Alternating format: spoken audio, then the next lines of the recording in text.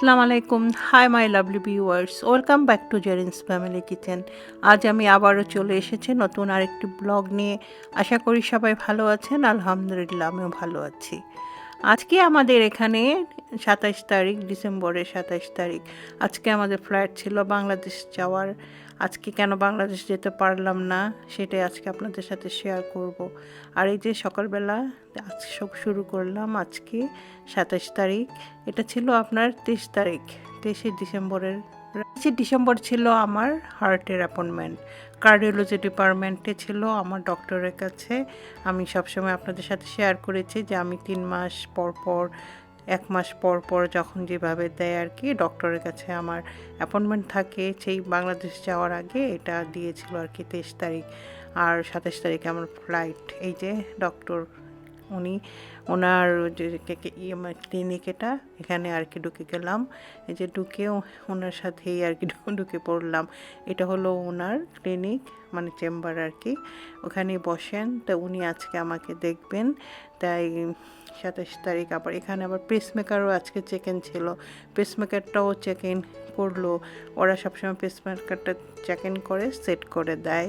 এই তো আজকে আসলাম, এসে এখানে আপনার সব কিছু ডাক্তারের সাথে শেয়ার করলাম যে বাংলাদেশ যেতে চাই, বাংলাদেশ যাব। ডাক্তার তো শুনে একদম রাগ যে কোনোভাবেই যেতে পারবো না বাংলাদেশ যাওয়া আমার পক্ষে এই সময় অন্তত মানে ভালো হবে না। কারণ আমাদের এখানে পরিস্থিতি করোনার অনেক হার বেড়ে গিয়েছে। তারপরে আমার হার্টের সিচুয়েশনও খুব একটা ভালো না।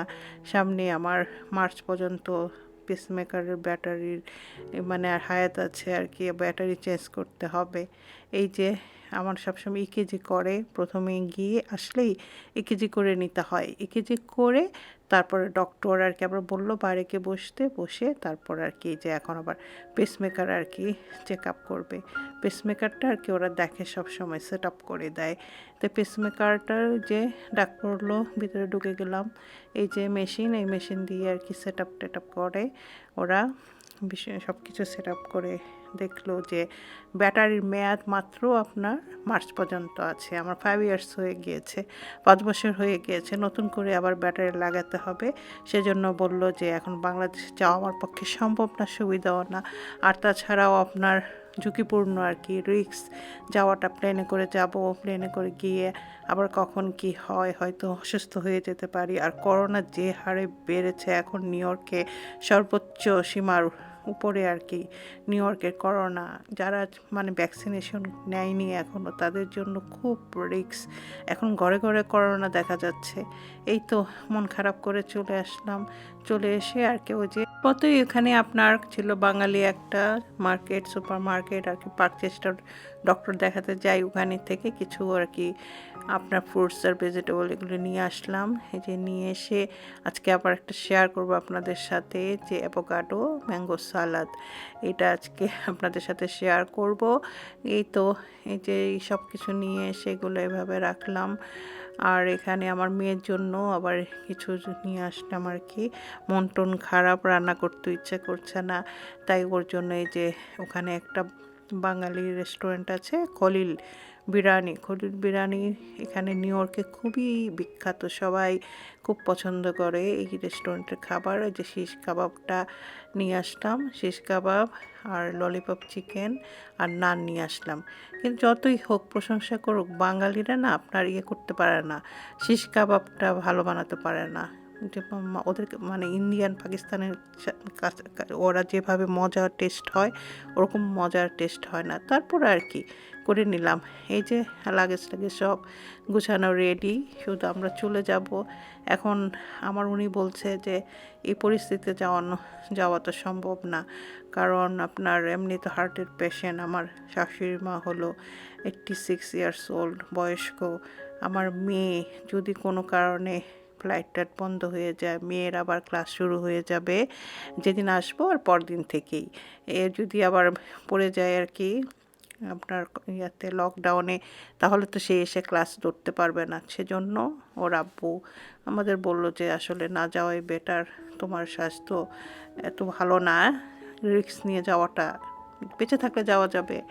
আমার আসলে কি মার শরীরটা খুব খারাপ, অসুস্থ, খুব দেখতে চাচ্ছিল, কি করব, সেজন্য আর কি প্ল্যান করেছিলাম। মেয়ে অনেক দিন যাবৎ 8 ইয়ার্স হয়ে গিয়েছে, মেয়েও যায় না বাংলাদেশে। ওরা সবাই চাচ্ছিল আর কি আমার মেয়ে যাবে। আর আমি তো 2 ইয়ার্স হয়ে গিয়েছে, 2 ইয়ার্স অলমোস্ট 2 ইয়ার্স হয়ে গিয়েছে, যাওয়া হয় না, মাকে দেখা হয় না আর কি। খুব অসুস্থ আর কি। যাক, সুস্থ হলে, পরিস্থিতি ভালো হলে আবার যেতে পারবো, এটা ভেবে আর কি মনটা আর কি সান্ত্বনা দিচ্ছি।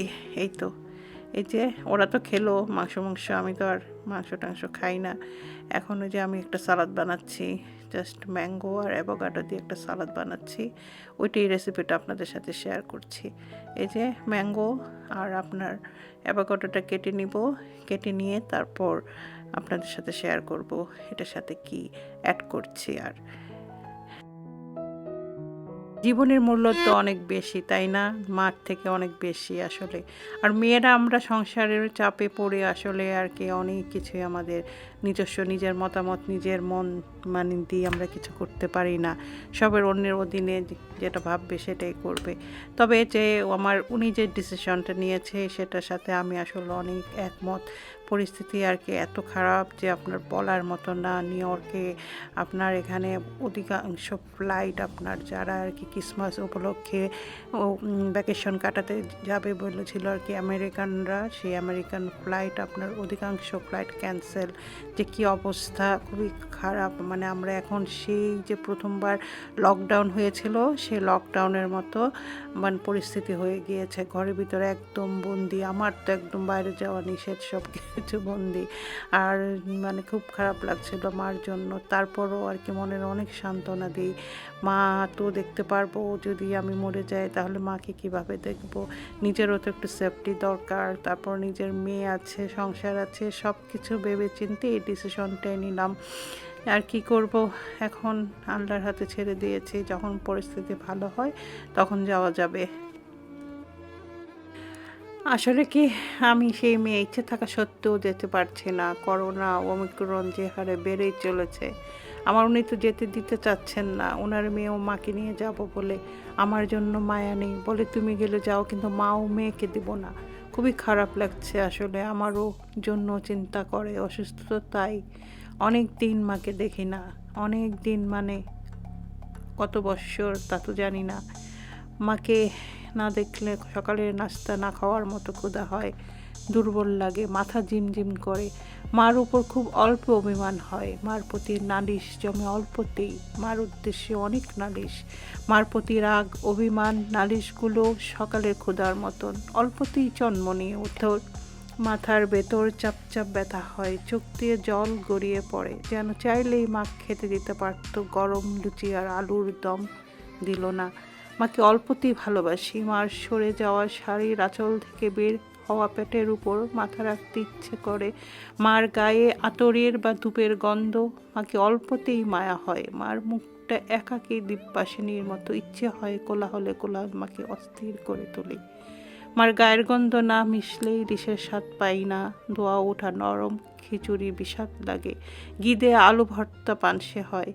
মার সাথে বন্ধু হতে পারেনি। মায়ের পা নিচের ব্যস্ত, তাই পা তুলে ঘুমোতে পারেনি তার গায়ে। মায়ের বেনিতে গোলাপি দেওয়া হয় না, প্রেমের জন্যই, সে সম্মানের, তাই। অথচ মার বেনির মতো চুল বাঁধি প্রেমিককে মুক্ত করতে। মার গায়ের মতো সুবাসিত হই সত্যিকারে ভালোবাসার আশায়।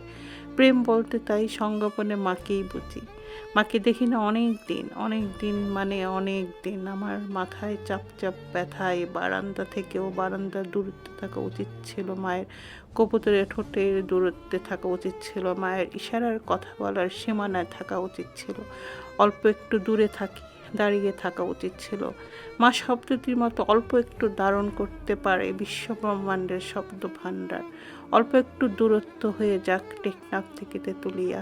অল্প একটু রাগে তলিয়ে যেতে চায় অতল সমুদ্রে। অল্প ভালোবাসাই বেসে যাই, বাসতে বাসতে চলে যাই মায়ের কাছে। খুবই খারাপ লাগছে মা, তোমাকে অনেক ভালোবাসি, অনেক ভালোবাসি। একটু আবেগ আপ্লুত হয়ে আপনাদের সাথে শেয়ার করলাম। এখন আপনাদের কাছে জানি কেন অনেক মানে আপন মনে হয় যে আপনারা অনেক কাছের মানুষ। আমার মানে কিছু কথা বলতে পারলে আপনাদের সাথে যেন মনটা হালকা হয়, তাই আর কি একটু শেয়ার করলাম। এই তো, যে আর কি করবো, যে সালাডটা বানিয়ে ফেললাম। সালাদে কি কি উপকরণ দিলাম যে বুঝতে না পারলে বলে দিচ্ছি। এখানে দিয়ে দিলাম আপনার, প্রথমে দিলাম ওই যে আপনার আলমন্ড কুচি, তারপর লবণ লবণ দিয়েছি এখানে আপনার, পিঙ্ক সল্ট আর চিনি দিয়েছি, আর দিলাম আপনার রেড চিলি পেপার আর ব্ল্যাক পেপার, আর লেবুর রস, আর হলো আপনার এই যে এক্সট্রা ভার্জিন অলিভ অয়েল। পরিমাণটা আপনারা বুঝে দিবেন, আপনি যতটুকু পছন্দ করেন সেই অনুযায়ী সেটা বুঝে করবেন। এটা খেয়ে দেখবেন, খুবই পুষ্টিকর, স্বাস্থ্যসম্মত। জাস্ট এটা আপনাদের সাথে আজকে শেয়ার করলাম। যদি ভালো লাগে আর আমার যদি কোনো ভুল ত্রুটি হয়ে থাকে মাফ করে দিবেন। ভালো থাকবেন, আমার জন্য দোয়া করবেন। আল্লাহ হাফেজ।